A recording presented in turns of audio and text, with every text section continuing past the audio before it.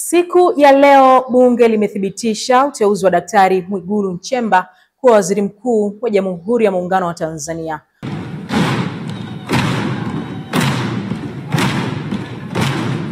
Wakati akizungumza bungeni jijini Dodoma mara baada ya kuthibitishwa na bunge kushika wadhifa huo, Daktari Mwigulu amesema serikali haitovumilia uzembe katika utoaji wa huduma kwa Watanzania, huku akiwatahadharisha watumishi wa umma ambao ni wazembe, wavivu na wala rushwa.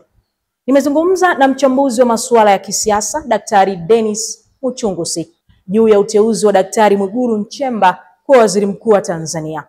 Dr. Muchungusi, unatathmini vipi safari ya kisiasa Daktari Mwigulu kutoka kuwa mbunge, waziri wa fedha na sasa waziri mkuu wa Tanzania? Mwaka 2021 ndio Mheshimiwa Rais Samia alipomteua kuwa waziri wa fedha, kazi ambayo amedumu nayo hadi baraza la mawaziri lilipovunjwa kikatiba. Naweza kusema kwamba ni safari iliyokuwa nzuri, ni safari yenye matumaini kwake, na ni safari ya kiongozi ambaye anao uwezo wa kuongoza katika sehemu zote alizofanya kazi. Ni mambo gani muhimu yaliyochangia kumfanya aweze kupewa nafasi kubwa serikalini?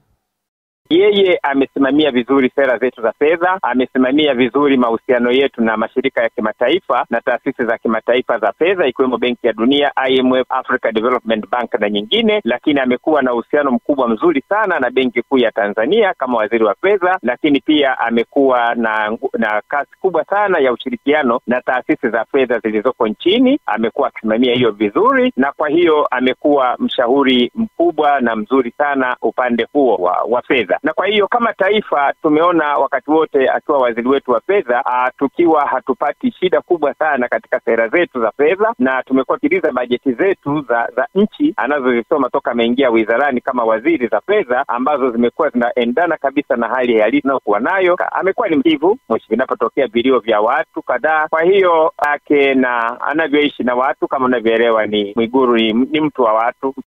Unadhani uteuzi huu unaonesha nini kuhusu mwelekeo wa Rais Samia katika kuunda serikali yake mpya yenye ufanisi? Tanzania tunakwenda katika maono 2050. Dunia inavyokwenda, basi unaona kwamba Mwigulu Nchemba kama waziri mkuu wa Tanzania anasema shughuli za serikali bungeni. Kule bungeni yeye ndiye msimamizi mkuu, lakini yeye pia ni katika wale top leaders wa Jamhuri ya Muungano wa Tanzania. Ina maana kwamba Mheshimiwa Rais anapomteua Mwigulu Nchemba anaangalia future ya vision yetu. Tanzania tunakwenda katika taifa ambalo tunakwenda kufanya kazi kubwa ya kutengeneza ajira, kazi kubwa ya kuinua uchumi wa chini, biashara za chini, ambalo tunataka kuincrease hali ya ubora wa maisha ya Watanzania. Na yote hayo yanatokana na uchumi uliokuwa bora, upatikanaji wa fedha uliokuwa bora, uzalishaji uliokuwa bora na kadhalika. Dr. Mwigulu kitaaluma ni mchumi. Ni kwa namna gani anaweza kutumia taaluma yake kuboresha uchumi kwa taifa?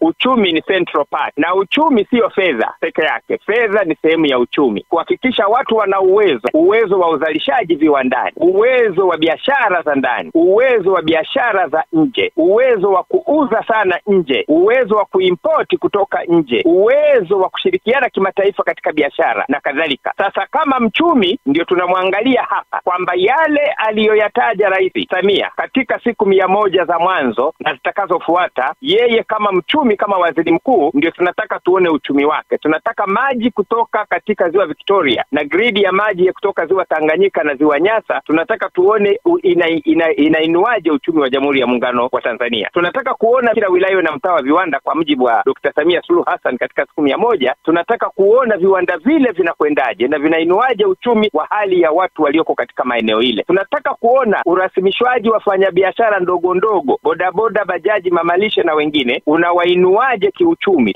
Kwa maoni yako, wananchi watarajie nini kutoka kwa Dr. Mwigulu kama waziri mkuu mpya?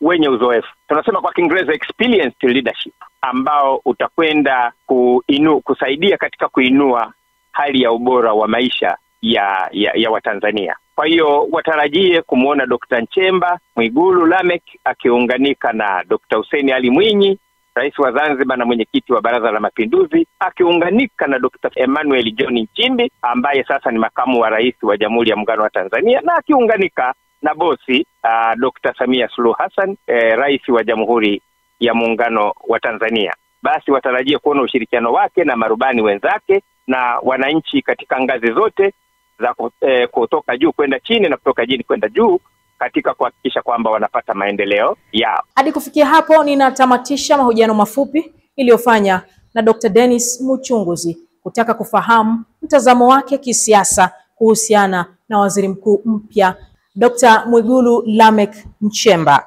Mimi ni Witness Leganya wa UFR. Hadi wakati mwingine. Bye bye.